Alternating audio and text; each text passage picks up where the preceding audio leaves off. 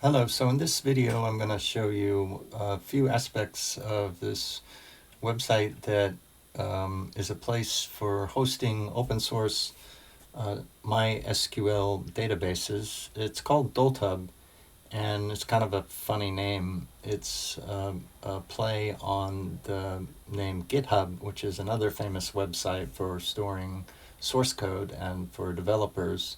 And this website is very similar, except it's for storing databases, and it's a place where open source databases can be hosted and hosted for free. So we have a database in the business management project stored here, which we work with.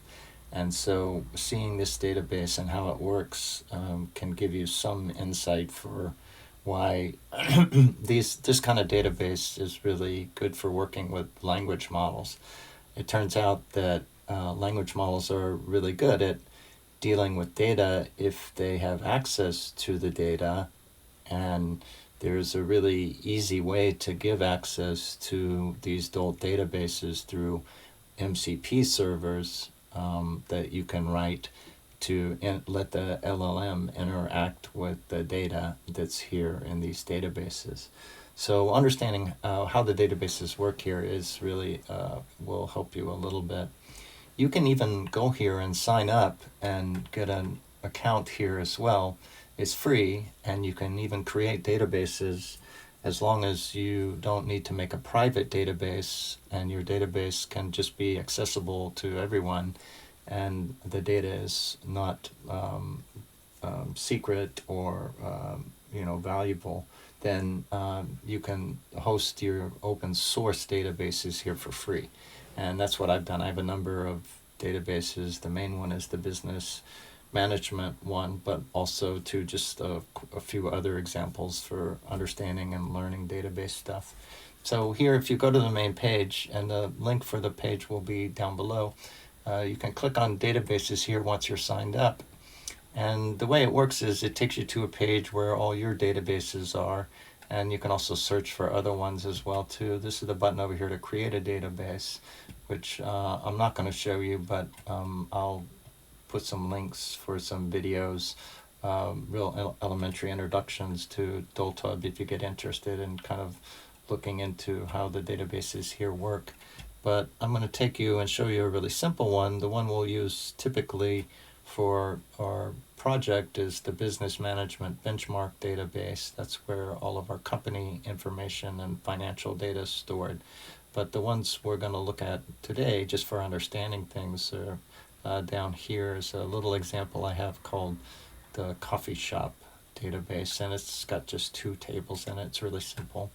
If you click on the database that you're interested in or looking at, you can see the data in it.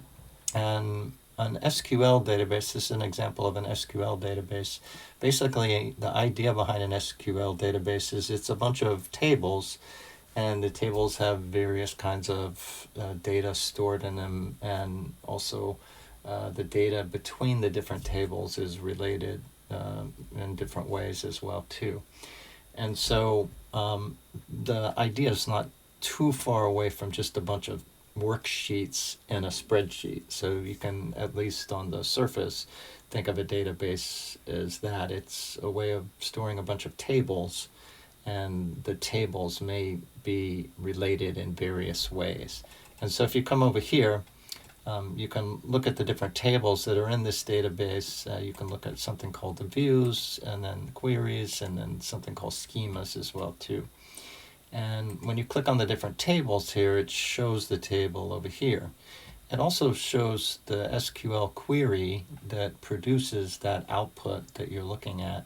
And so this is also a site where you can go and edit these queries up here to sort and display the data in different ways. So over here, I'm clicked right now on the orders table. This database has 2 tables in it. And sometimes you can look at these little diagrams that show what your tables, what your database looks like.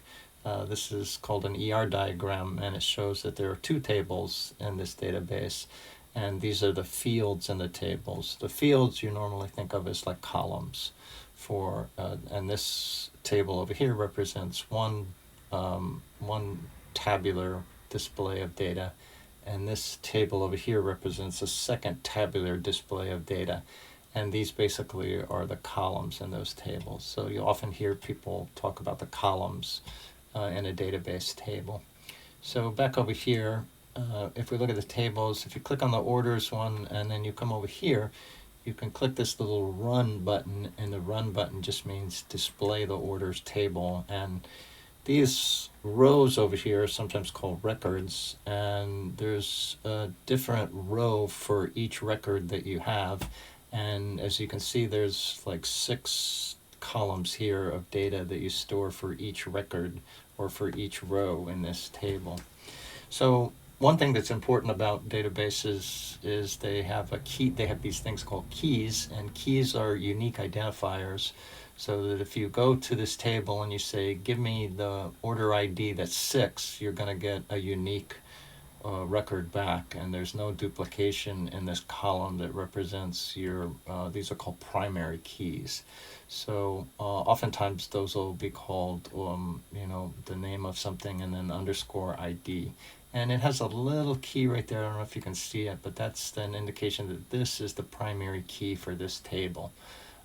So over here, some of these other fields might be duplicated, like you have John Smith here and John Smith here, and you wouldn't want to just say, okay, I need the order that John Smith put in, because he might have put in 2 orders, and so, but this is the primary key for the first order that John Smith put in, and this is the primary key for the second order that John Smith put in.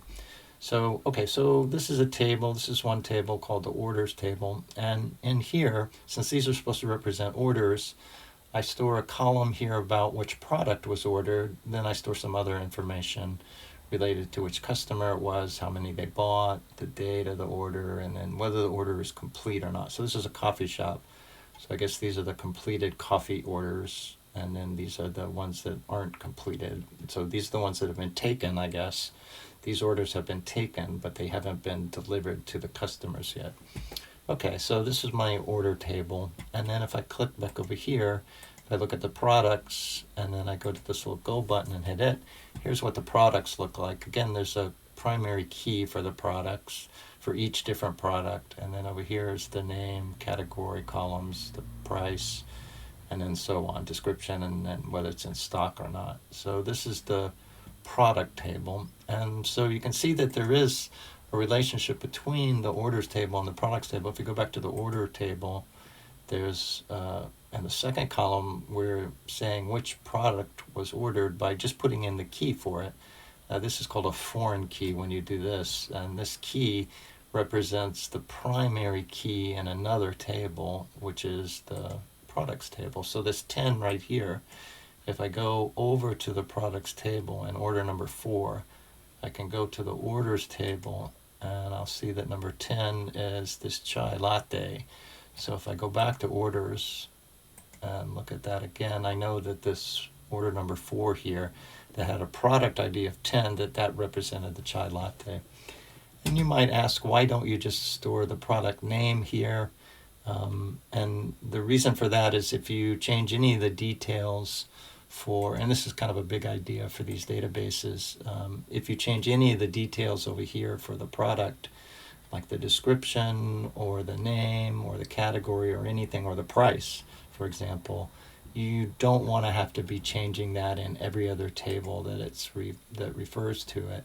So that's the reason for storing a foreign key, is what it's called, in this orders table. So let's go back and look at it.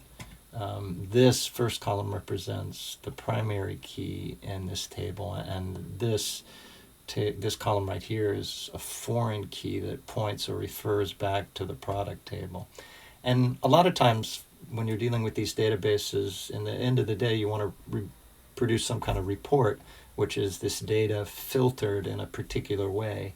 And so you might want to produce a report that shows the different orders together with the product name and the customer name and all the information kind of nicely displayed, displayed in a way that's readable or understandable. And so that idea is pretty important, the idea of running a query in order to display that kind of data that way is called a view. And so we'll see some examples of views in the next video.